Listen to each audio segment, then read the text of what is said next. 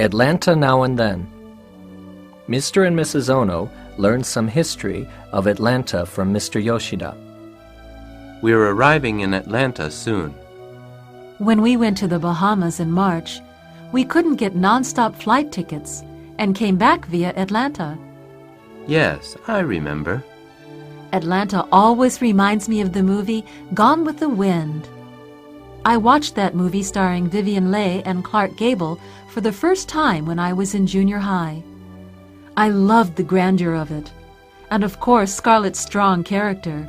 Her passion really impressed me. Gone with the Wind came out in June 1936. It was a million-seller by the end of the year. I'd like to visit the house where Margaret Mitchell wrote Gone with the Wind. Well, Mr. Yoshida is supposed to meet us. I've met him several times in Japan, and he is a walking encyclopedia. He knows everything about Atlanta. Hello. Hello. This is my wife, Yoshiko. How do you do, Mr. Yoshida? How do you do, Mrs. Ono? If you aren't too tired, shall we see the town? That sounds great. This is Peachtree Street, the main street of the city. Atlanta used to belong to the Native Americans. This was their main street, too. This terrific city was once a railroad terminal back in the early 19th century. That's why it was so important. Originally, the name was Terminus. That means terminal. Later, that boring name was changed to Atlanta, after the Western and Atlantic Railroad. That was the first government-owned railroad, you know. It was a major city in the South till the Civil War. This is a very modern city. But when we think of the South, we think of enormous areas of land, huge farms of cotton or wheat. Before the Civil War, there were huge farms in the South called plantations. The owners used to employ tens, maybe hundreds of slaves to work the land. Slaves were traded like commodities, weren't they? Yes, according to ad flyers in those days, one slave would cost somewhere between $750 and $2,700. Lincoln was elected in 1860.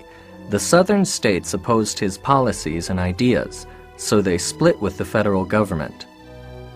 They broke away and called themselves the Confederacy. Of course, the federal government didn't recognize it, so the Civil War started in 1861. There was a socio-economic division between the North and South. The South had General Lee, and they were winning at first. But after all, the North had more men, a better railroad system, and they had ports and industries. So the North won under General Grant. The war was over, and the slaves were set free. Anyhow, we can say the Civil War was the most tragic in American history. Especially for Atlanta, because as a central city in the South, it was burned to the ground. It sounds like Tokyo after World War II. But it seems Atlanta has recovered quickly and has revived as a business center in the South. Incidentally, Atlanta's official seal is a phoenix. Isn't the phoenix a legendary bird? Yes, it's a beautiful bird in an Egyptian myth. It's said to live in the desert for 500 years and then burn itself. Then it rises from its ashes again. The Atlanta government's motto is resurgence, and that's what the phoenix symbolizes. But when we think about the restoration of the South, we shouldn't forget about African Americans who have been struggling against poverty ever since the end of slavery. Slavery was abolished, and the Constitution said all people were equal, but there was still lots of racial discrimination. African Americans went to different schools and had no right to vote. Let's take a more familiar case. For example, when African Americans took a public bus, they had to sit in the back. And they had to give up their seats to white people when the bus was full. That was when Dr. Martin Luther King Jr. was growing up. That's right. Reverend King was from Atlanta. His home and the church where he preached are still here. He contributed so much to the civil rights movement. He was a follower of Gandhi in India. He tried to use Gandhi's ideas about nonviolence to fight against discrimination. Don't you know his famous speech? He gave it in Washington, D.C. It was very moving. In fact, I did research about him to write a report when I was a college student.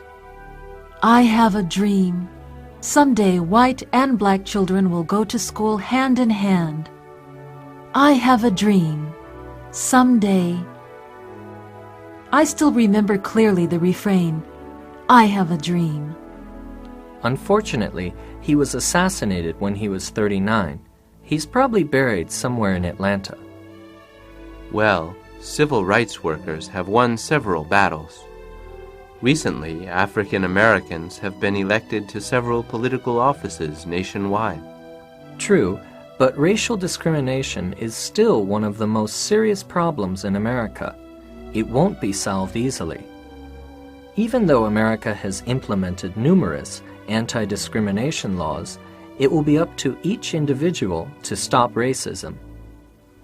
There are many minority groups in New York, and our newspapers often report racial tensions in many places. When I was in Japan, I didn't much care about that kind of thing because I didn't have much awareness before.